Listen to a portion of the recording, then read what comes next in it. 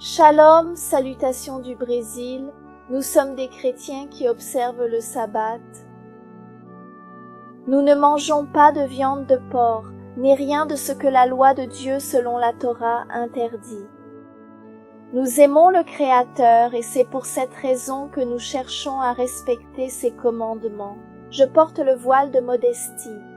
Selon la Torah, les femmes juives avaient l'habitude de porter une couverture dans leur vie quotidienne. J'aime regarder les vidéos des femmes juives qui portent le voile, comment elles observent le samedi. Quand j'ai décidé de respecter l'un des statuts, qui est le statut de la barbe, qui dit que l'homme ne doit pas endommager les coins de sa barbe, j'ai aussi commencé à être marginalisé par mes amis, mes propres amis. Mais ce qui m'a fortifié, c'était de penser à Jésus, Yeshua, qui a également été moqué, et la plupart de ses amis et de ses disciples l'ont abandonné. Ma chère épouse, ma reine, elle aussi suit les lois d'hygiène de Lévitique 15, en s'asseyant et en se couchant dans un endroit séparé pendant les menstruations. Le Seigneur nous a donné des lois justes, merveilleux pour notre bien. Alléluia, béni soit le nom du Très-Haut. Yeshua n'est pas venu pour abolir la loi, mais pour l'accomplir, pour nous donner l'exemple. La première table représente l'amour suprême pour Dieu, et les 6 derniers commandements concernent l'amour envers son prochain, comme envers soi-même. Toute la Torah et les prophètes reposent entièrement sur ces 2 principes fondamentaux. Yeshua a enseigné ainsi. Nous cherchons à suivre la parole et ne nous laissons pas guider par des enseignants, des autorités, des anciens. Crains Dieu. Nous pouvons respecter les personnes âgées. Comme il est dit dans Lévitique 19, « Tu te lèveras devant les cheveux blancs ». Cependant, si leur langage ne correspond pas à cette parole, il n'y a aucune lumière présente en eux. Si les gens ne se basent pas beaucoup sur les paroles de Dieu, nous ne devrions pas les écouter. Je m'appelle Daniel, le nom de ma femme est Betsy, et voici notre petite fille Daniela. Mon père aimait le nom Daniel à cause du prophète Daniel. Et je t'invite à chercher toi-même aussi dans le prophète Daniel, dans ses écrits, pour voir les belles prophéties sur le Messie. Le Messie, dans le chapitre 9, parle de quand loin viendrait, quand il viendrait. Depuis l'ordre de reconstruire la ville de Jérusalem jusqu'à l'onction de Yeshua, le Messie, l'Oint, se sont écoulées 69 semaines, soit 483 ans. Au cours de la 70e semaine, au milieu de celle-ci, Yeshua a perdu la vie, offrant la sienne pour nous sauver. Le sang des animaux ne serait plus nécessaire. L'ombre a découvert la véritable réalité. Avec sa mort, Yeshua a mis fin au sacrifice, selon ce qui est dit dans le livre de Daniel, chapitre 9. Comme prophétisé dans les derniers versets de Daniel 9, la destruction de Jérusalem et du second temple a eu lieu quelques décennies plus tard. Nous devons craindre Dieu et lui rendre gloire. Il est essentiel que notre caractère suive celui de Dieu, tout comme le tabernacle a été construit en se conformant au modèle que Moïse a reçu lors de sa rencontre avec Dieu sur la montagne. Notre existence est éphémère. Les époques dans lesquelles nous vivons sont empreintes de solennité. Nous pouvons mourir à tout moment. Les morts ne savent rien. Il n'y a pas de connaissance dans la mort. Le Seigneur dit, par l'intermédiaire de Salomon, « Tout ce qui te tombe sous la main à faire, fais-le selon tes forces. Car dans le séjour des morts, où tu vas, il n'y a ni œuvre, ni projet, ni connaissance, ni sagesse. » Les cas des personnes décédées sont en cours d'analyse pendant la période du jugement. Vos péchés sont-ils effacés vraiment? Comment se porte votre dossier? La purification du sanctuaire, le jugement des fidèles, a commencé après 2300 soirs et matins. ou jour. Dans la prophétie, un jour est équivalent à une année. Ayez la crainte de Dieu. Donnez-lui gloire, car l'heure de son jugement est enfin arrivée. C'est le moment de reconnaître sa grandeur et de rendre hommage à sa justice implacable qui ne fait aucune exception. Les fidèles parmi les 10 tribus perdues, dispersées, seront ressuscités, comme le dit la prophétie des vallées, pleines d'ossements desséchés, qui revivront. Les justes parmi les enfants de la dispersion ressusciteront et enseigneront aux chrétiens, et nous leur enseignerons aussi sur le maquia, en observant les statuts et les jugements. Cela permettra de réparer les brèches existantes. Ainsi, les religions du judaïsme et du christianisme pourront être réunies. En réalité, ce n'est pas le peuple juif qui a rejeté le maquia, mais les dirigeants de l'époque l'ont incité et influencé. Sans ces dirigeants corrompus, le peuple juif aurait accepté Yeshua.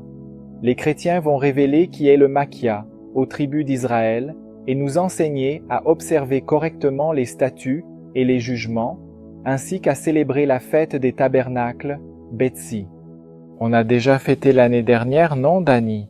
T'as aimé la cabane? Très cool. Oui, Sion sera rétabli, amen, amen. Pas de la manière dont le monde s'y attend, jamais. Et Dieu dit, faisons l'homme à notre image, Elohim est au pluriel. Mais Dieu n'est-il pas un seul? Comment plusieurs peuvent-ils être un? La Bible dit que quand un homme se marie avec une femme, ils deviennent une seule chair. Mes parents ne sont pas toujours collés, comme des jumeaux siamois qui seraient inséparables. Cependant, selon la Bible, ils seront 2 personnes unies en une seule chair. En réalité, ils vont devenir une unité, unis dans un objectif commun. Exact, une unité dans le but, qui était présent avec le Père lors de la création. Faisons, au pluriel, qui était présent. La parole de Dieu dans Jean dit, « Au commencement était la parole, et elle était avec Dieu, et elle était Dieu. » Il était présent dès le commencement avec Dieu, et tout a été créé par son intermédiaire, et rien de ce qui a été créé n'a été fait sans sa participation. Saviez-vous que Jésus, ou Yeshua, était de religion juive et est venu en premier lieu pour les Juifs? Le premier verset du Nouveau Testament, Matthieu 1, verset 1, commence en disant « Livre de la génération de Yeshua Hamashia, fils de David, fils d'Abraham. » Y a-t-il quelque chose de plus juif que cela? Christ, Jésus-Christ, Yeshua Hamashia. Le mot Christ signifie Messie, il est oint.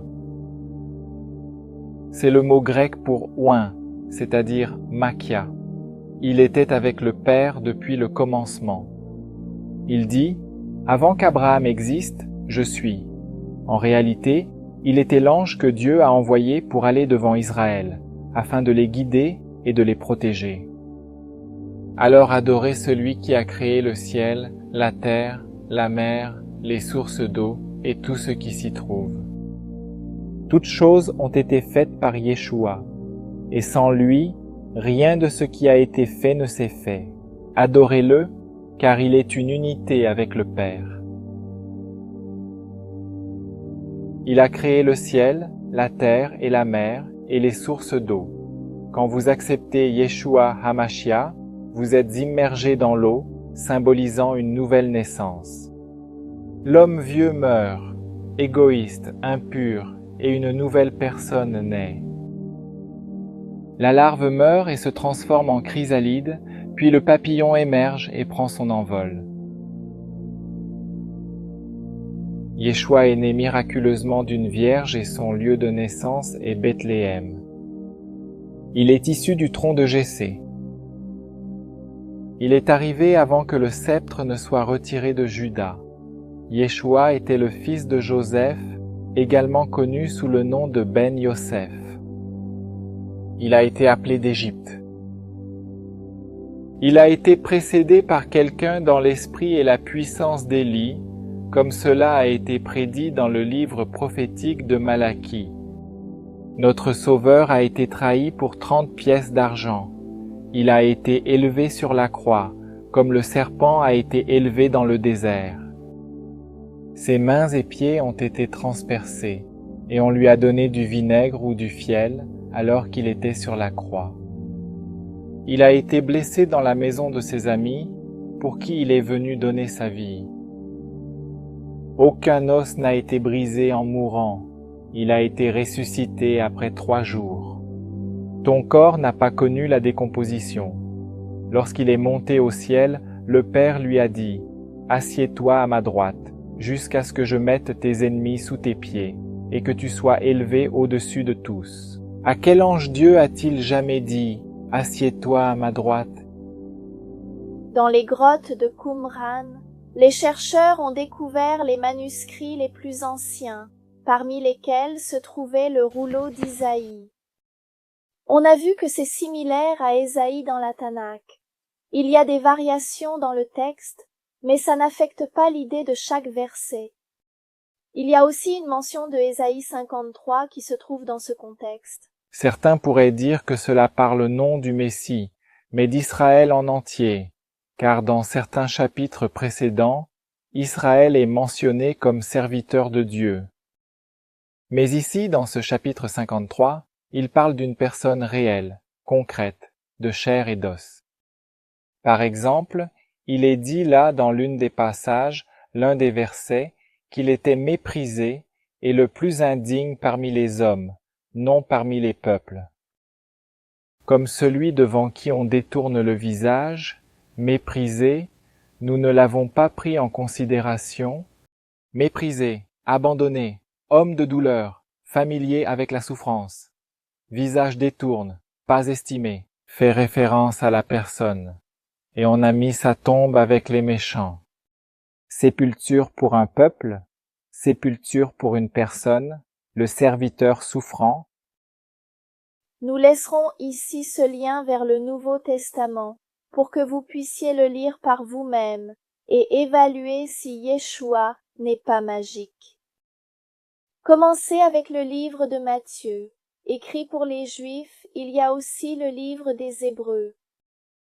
Nous allons également laisser ce livre, un guide pour avoir une relation personnelle avec le Créateur. Dans un instant, nous allons chanter Isaïe 53 et nous allons y prononcer le nom de Jéhovah. Je sais que les Juifs ne prononcent pas le tétragramme, mais Dieu n'a pas non plus interdit de prononcer son nom. Il a interdit en effet de prendre son nom en vain, qui est le 3e commandement. Cela implique que nous devons mentionner son nom avec révérence, respect, avec crainte. Comme chacun d'entre nous, le Créateur apprécie d'être appelé par son nom, qui mérite notre plus grand honneur et soumission. Nous allons entonner une chanson à propos de l'agneau de Dieu. En fait, c'est un concept très juif, typiquement juif, qui implique qu'une vie soit sacrifiée pour sauver le peuple. Souvenez-vous de tous les animaux qui étaient sacrifiés. Ils étaient des ombres, des types, une figure, une préfiguration du Messie qui viendrait. Sans effusion de sang, il n'y a pas de rémission des péchés. C'est la grande leçon que tous les sacrifices, le système cérémonial voulait enseigner. Les agneaux étaient une miniature, une ombre de ce qui allait venir. Nous allons chanter en portugais et je mettrai les sous-titres dans votre langue, ainsi qu'en hébreu, le texte original également ici du rouleau, d'Isaïe, de Qumran, pour que vous puissiez comparer. Vous pouvez également chercher à connaître cette source sur ce lien. Vous avez la possibilité de vous rendre personnellement au musée du rouleau à Jérusalem pour vérifier si c'est vraiment écrit. Yeshua HaMashiach est l'accomplissement de cette prophétie merveilleuse d'Ésaïe chapitre 53. Quem deu crédito dito a nossa pregação, e a quem se manifestou o braço de Jeová, porque foi subindo como renovo perante ele, e como raiz de uma terra seca.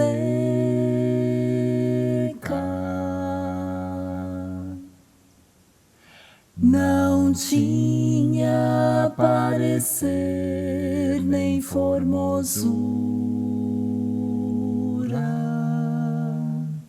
e olhando nós para ele, nenhuma beleza víamos para que o desejássemos.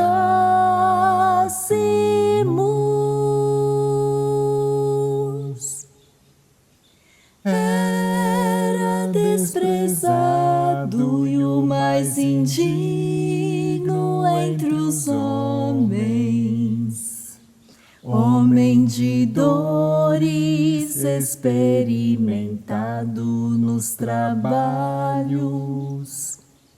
e comum de quem os homens escondiam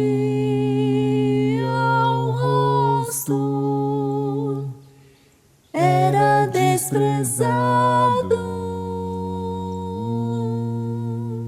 e não fizemos dele caso algum.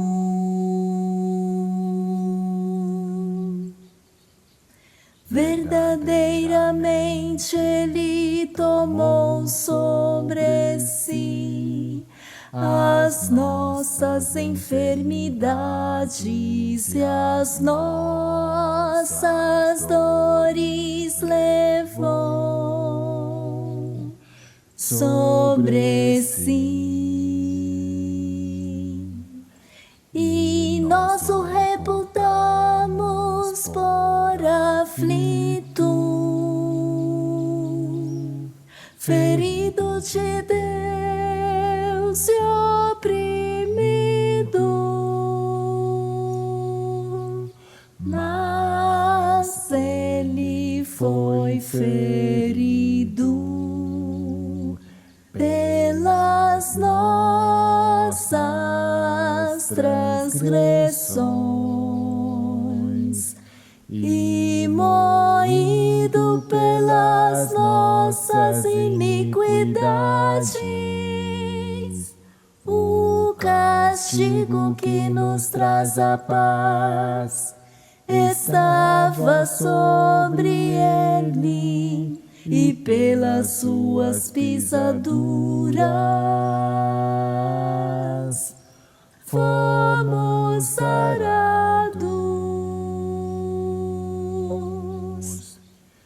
Todos nós andamos desgarrados como ovelhas, cada um se desviava pelo seu caminho, mas Jeová fez cair sobre ele a iniquidade de nós todos. Ele foi oprimido e ele foi afligido, mas não abriu a sua boca. Como um cordeiro foi levado ao matadouro, e como ovelha muda perante os seus tosquiadores, ele não abriu a boca. Da opressão e do juízo foi tirado. E quem contará o tempo da sua vida? Porquanto foi cortado da terra dos viventes, e pelas transgressões do meu povo foi ele atingido. E puseram a sua sepultura com os ímpios e com o rico na sua morte, porquanto nunca fez injustiça, nem houve engano na sua boca. Todavia a Jeová agradou Moelo, fazendo-o enfermar.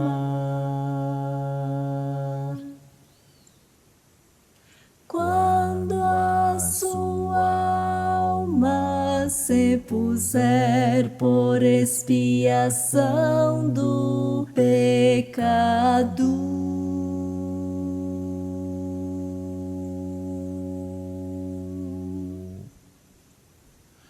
verá sua posteridade, prolongará os seus dias.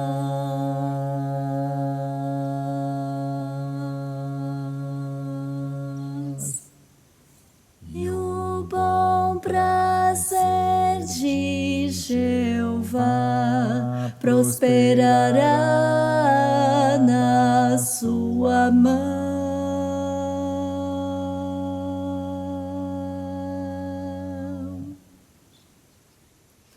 O trabalho de sua alma ele verá e ficará satisfeito.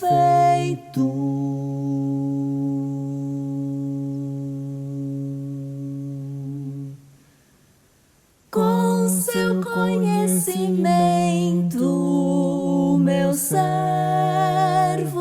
justo justificará muitos, porque as iniquidades dele levará sobre si.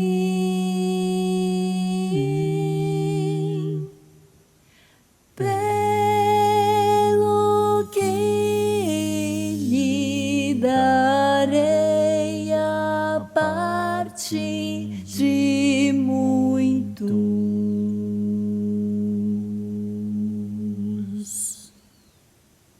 e com os poderosos repartirá ele o despojo. Porquanto derramou a sua alma na morte e foi contado com os transgressores, mas ele levou sobre si os pecados de muitos,